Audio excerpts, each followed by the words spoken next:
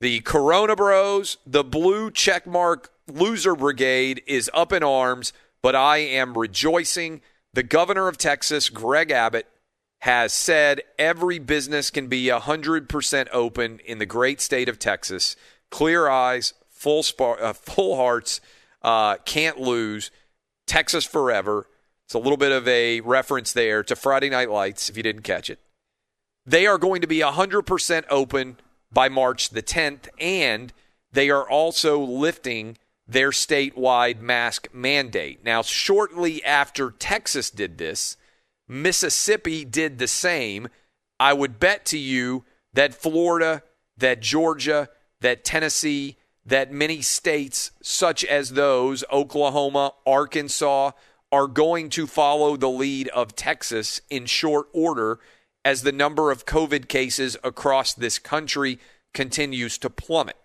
In conjunction with that news, which I think can be substantial for the world of sports, and I will explain why momentarily, we also have a situation where the Joe Biden administration has now said that thanks to the one-shot vaccine from Johnson & Johnson, there now will be an ability to vaccinate every single person in the United States of America who wants the vaccine by the end of May. Biden administration saying by May 31st, every single person, regardless of age, regardless of health conditions, if you want to take the vaccine, you will have the ability to do it by the end of May. If that ends up being true, which, by the way, that isn't that long from now. When I was a kid, March to May used to seem like forever. Do you remember those days when you're like, man, when is school going to get out? Starting to finally turn a little bit closer to spring. The NCAA tournament is getting close. Had those great teachers back in the day who would roll the television. Remember the televisions back in the day, if you're around my age, used to have to be on like the rolling carts. They'd roll the television in, and you might be able to watch a game that's tipping off at 11 or 12 earlier in the day if you're in the Mountain Time Zone or the Pacific Time Zone. NCAA tournament games tipping off usually right around noon or 12:15 on that opening Thursday. And you would start to think, hey, man, it's not that long until the end of the school year. But it would seem like it took forever to go from March to late May. We'd get out usually in late May in Tennessee. I know some of you guys have to go till the end of June, depending on where you are in the country, but we started earlier and got out earlier, and that's when my kids still get out. I think the last day of school here for my kids that are in public school is May 21st, so I can't wait. I'm going to head down to the beach as soon as they get out of school. We're going straight to the beach, but doesn't seem like it's that far away. May 31st will be here before you know it. And my question for everybody out there, if May 31st is going to be a date by which everyone who wants to have the COVID vaccine can have it, why wouldn't every sport, every stadium open 100% to full attendance on June 1st? Honest question. And some of you out there may say, well, June 1st is too long, and I'm going to get to that in a moment. But why wouldn't the entire nation be open on June 1st, whatever sport you want to go to, whatever event you want to go to? Maybe you're not a huge sports fan, but you want to go see a Broadway play. Maybe you want to go watch your kid's dance recital. Maybe you want to be able to just go sit in a movie theater and watch a movie with a big tub of popcorn and a Coke and sit down and have that kind of experience. Why wouldn't every entertainment center in America be open 100% capacity on June 1st? Tell me why. If it's scary to you, then you don't have to go. But if the vaccine is available, and if anyone who wants to get the vaccine, regardless of age, and I should say kids would not be included in this, but kids don't have major issues with COVID in the first place. But if every adult, basically 18 and up, has got the ability to just go in and get the vaccine whenever they want, why wouldn't on June 1st, every sport be 100% a full go. To me, it should be. Now, there's also an argument that it should happen before June 1st. And that argument would be, if the state of Texas on March 10th is going to open up the entire state, and if they're saying businesses can be 100% open, why couldn't the Texas Rangers and why couldn't the Houston Astros have full crowds for the start of their seasons in April? Especially when we already had fans in the stands for the season ending down in Dallas. I know there are a lot of Dodger fans out there listening to me right now. The Rays and the Dodgers, if I remember correctly. And before that, the Braves and the Dodgers. If they already had big crowds in that stadium back in October, which they did, why shouldn't they be able to have full crowds present there? And I got another one for you. If Texas is opening up, you know that Florida is going to open up soon as well. And have you ever looked at the crowds that actually exist for the Miami Marlins and for the Tampa Bay Rays? They don't even need to have 100% capacity, because 100% capacity for those teams is often like 15,000 fans. So if I'm Florida Governor Ron DeSantis, I go ahead and announce that anybody who wants to go to a Miami Marlins game — are they the Miami Marlins now? They're not the Florida Marlins, right? They changed their name. I can't even keep up with it. And also, if they want to go see the Tampa Bay Rays, they should be able to go. In fact, Dub, do me a favor, research project right now. What was the average attendance for a Miami Marlins and a Tampa Bay Ray home game in 2019, which would have been the last year that we had normal crowds present? I'm going to give you a couple of over-unders here, all right? I am going to say that the Tampa Bay Rays averaged 16,500 fans. I'm jotting that down. That's my over-under, 16.5 in 2019.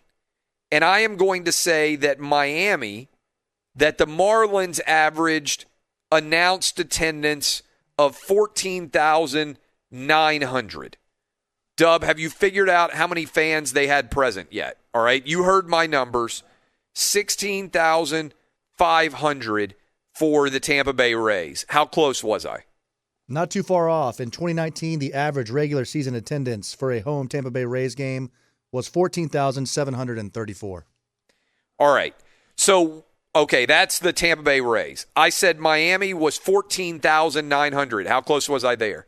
Not quite as close. Still in the ballpark. 10,016 people average attendance in 2019. I mean, that is unbelievable to have that small of a crowd. That's shocking. I already knew it was bad.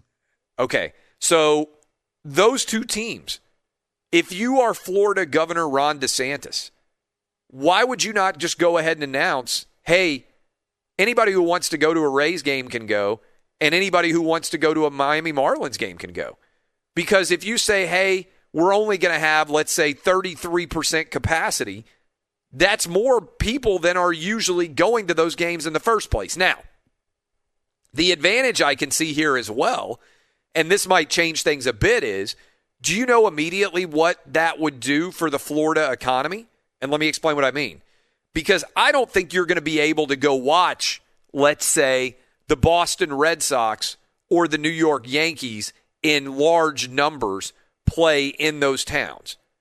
But in April and May, how many people do you think would go ahead and hop immediately into an airplane and fly all the way down to Florida to watch their team play for a 3 or 4 game series?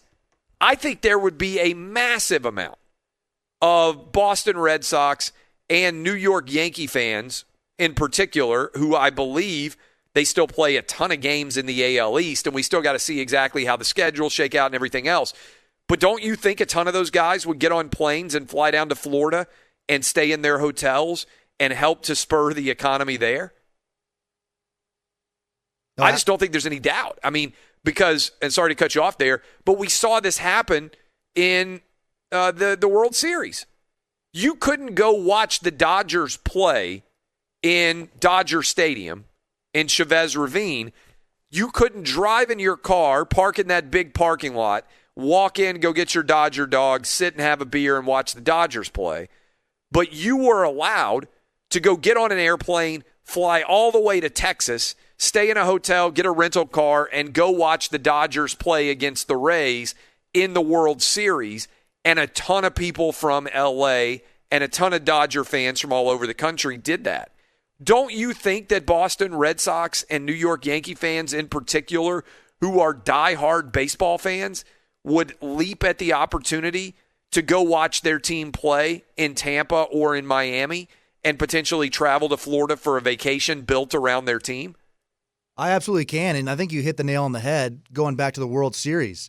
We saw so many people, which was maybe one of my favorite COVID things of all time. Just how stupid the rule was that you couldn't drive to the stadium and watch the Dodgers play, but you could drive to LAX and board a flight and fly in a metal tube surrounded by everyone to Texas, go stay in a hotel, get a rental car, sit in the stadium, watch the game, turn around, drive, make that entire trip back, and as if that were somehow not more dangerous in terms of COVID exposure than just sitting in an outdoor stadium in LA. Yeah, and we've talked about this before a lot recently. All the flights are already full. I mean, people are willing to travel, so there's no doubt in my mind that people from Boston, people from New York would be more than willing to fly down to Florida, have a great weekend, go watch a couple of ball games in person for the first time in a year, essentially, and have a great time. Yeah, look, and I saw that start to happen in terms of the data's all coming out. Because I said it anecdotally yesterday, 3 of the 4 flights that I was on to Mexico were full. I'm flying out to Utah in a couple of weeks for our kids' spring break. I'm going to be in Park City, never been to Utah before, excited for that trip. And I'm sure we've already gotten kind of notice that those flights are going to be full as well. And yesterday I saw a data point, Lyft said, and this is always kind of an interesting way to gauge movement as well. Lyft and Uber obviously are places where you can kind of check and see how much people are moving around. Lyft said that their business, they had just had the best week since the shutdowns happened back in March. So in almost a year, Lyft said, hey, more people are requesting car rides in the past week than we have seen in a year. So we are getting back to normalcy in many ways based on the people who are the most terrified are able to get the vaccine.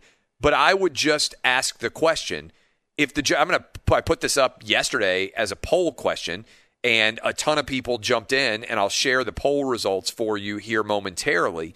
But I asked the question, if anyone can have a vaccine by May 31st, shouldn't every sporting event and every entertainment site be open on June 1st? And a ton of people voted in that, and the vast majority of my audience said yes. And I said I'll share the results with you, and I will. I'll dive into them when we come back in the next break. But I've also got an interesting theory for you. So my argument is, by June 1st, any sporting event that you want to go to, every Major League Baseball stadium, in my opinion, should be 100% open. If that is true, that everybody who wants to be vaccinated can be vaccinated by May 31st, whatever fears you have can be allayed by getting your vaccine. And if you are still terrified, even after getting your vaccine, that's not my issue. That's on you. You can choose to never return to crowded malls. You can choose to never return to a crowded concert. You can choose to never return to a crowded baseball stadium or football stadium ever again. That's your right. Some people don't like crowds. Older I get, less I like the hassle of crowds. I went to all the different NFL games this past year, college football games, college basketball games. I loved it. I could park easily. I could go get a beer without standing in line. If one of my kids needed to go to the bathroom, I could take them. I didn't have to worry about somebody blocking my kid's view because the seats are all packed together and everything else. I loved the stadium not being that crowded. I'm the guy who, if he goes to a baseball game in the first place, I don't want it to be crowded, right? One of the things I root for is if I go to a baseball game, especially if I'm taking my kids, I would rather there hardly be anybody sitting around me. The kids can run around. They can get ice cream. We can get popcorn. I don't have to worry about somebody getting out of the way in order for us to get in and out of our seats. I would prefer that a stadium were half full for every game that I go to for the rest of my life. So I'm not a guy who loves crowds. But if you're truly terrified from COVID, you're going to have the opportunity to have your vaccine by May 31st. I don't understand by June 1st how every stadium is not 100% open for anybody that wants to go watch a game.